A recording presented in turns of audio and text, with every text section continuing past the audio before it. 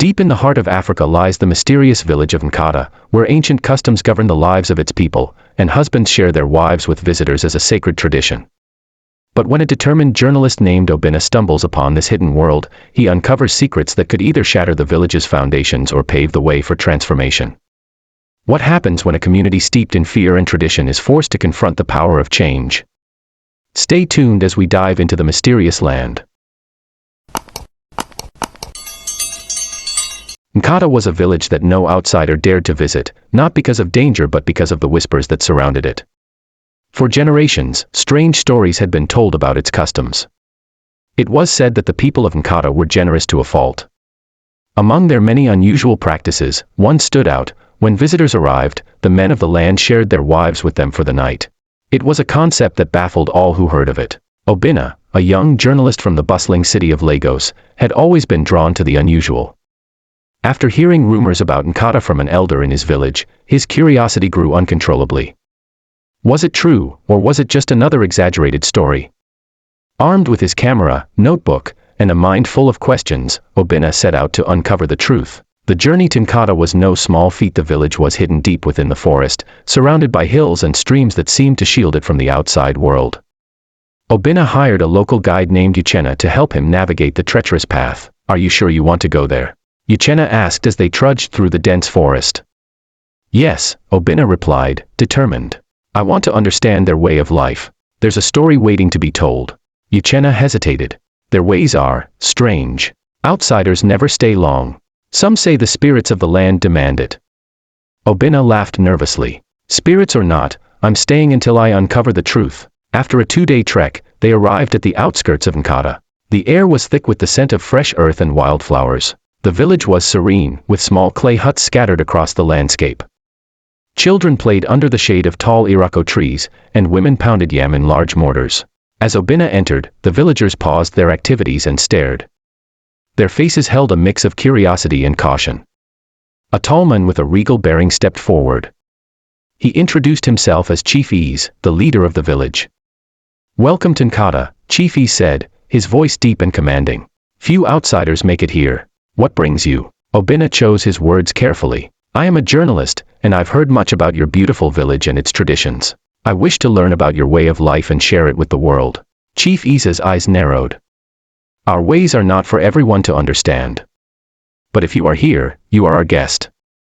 You will be treated with respect." The chief assigned Obinna a hut and provided him with food and water. As night fell, the village grew quiet. Obinna was jotting down notes when he heard a soft knock on his door. He opened it to find a woman standing there, her head bowed. She introduced herself as Neka, the wife of one of the villagers. "I am here to keep you company for the night," she said softly. Obinna was taken aback. The rumors were true. He quickly stepped back.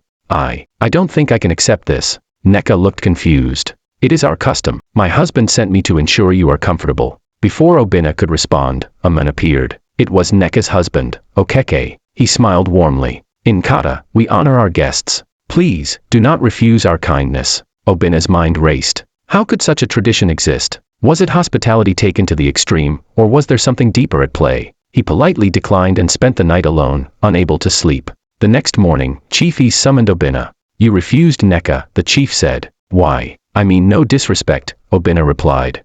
"But this custom, it's different from anything I've ever known. I need time to understand it." The chief studied him for a moment.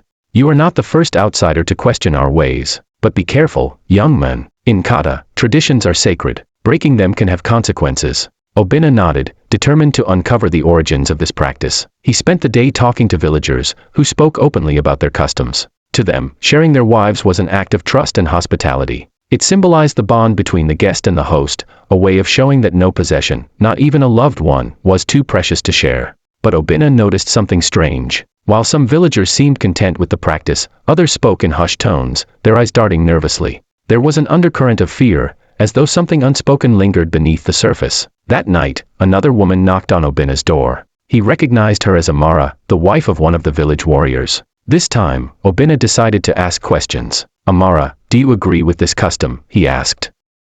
Amara hesitated, her eyes welling up with tears.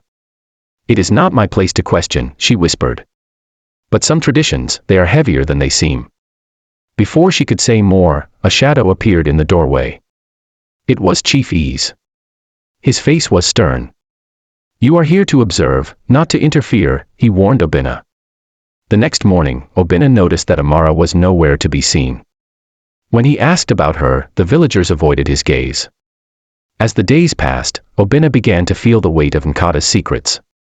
The villagers were kind, but there was a tension that seemed to grow with each passing moment. He realized that Nkata was not just a village, it was a mystery, one that would not easily reveal its truths. Obinna, determined to understand more, he decided to spend the day learning about the villagers' daily lives and the roots of their customs. He wandered to the market, where women sold yams, plantains, and handmade crafts.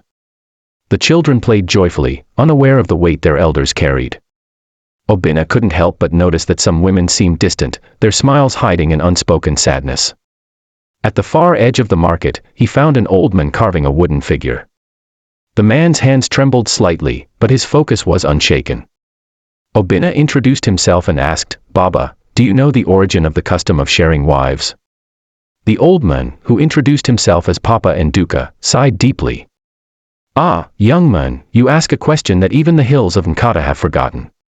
But I will tell you what I know." Papa and Duka explained that the tradition began generations ago during a time of war. Nkata was once under constant attack from neighboring tribes.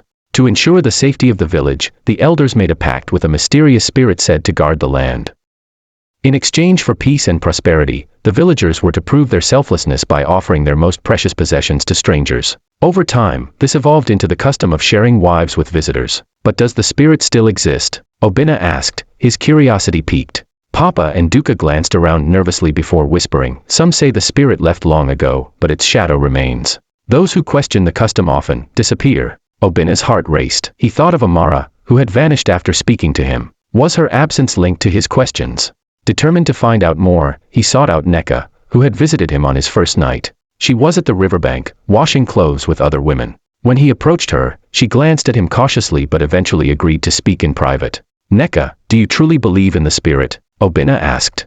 She hesitated before replying, "I believe in my family's safety. That is all that matters. But do you agree with this tradition?" Neka's eyes filled with tears. "Many of us don't, but we have no choice. To refuse is to bring shame and danger upon our families. The chief ensures that no one defies the rules." As Neka spoke, Obinna felt a growing sense of responsibility. He couldn't leave the village without uncovering the truth and possibly helping the people of Nkata.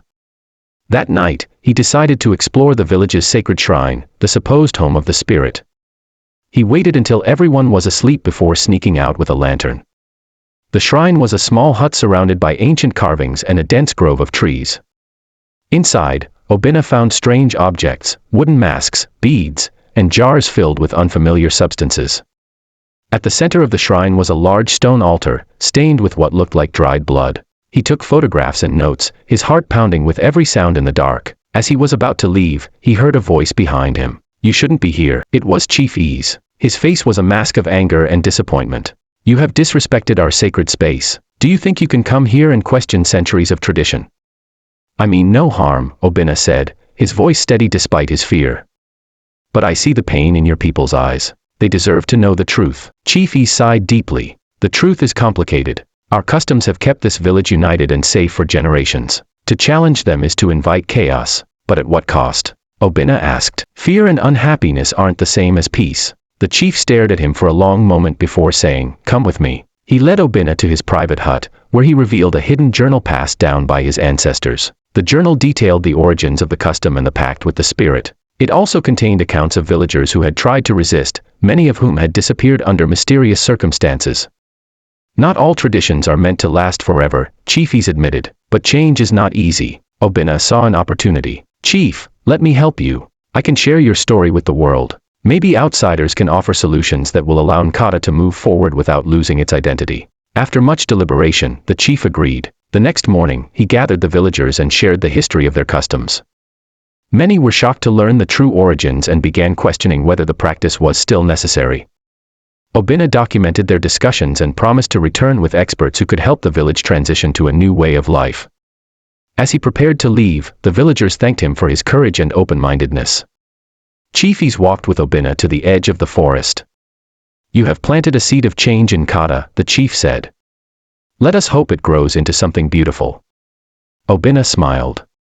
It will, Chief. Thank you for trusting me. As he began his journey back to Lagos, Obinna felt a sense of fulfillment. He had not only uncovered the truth but also inspired a community to rethink its traditions. Let us know what you think about Nkata's customs in the comments below.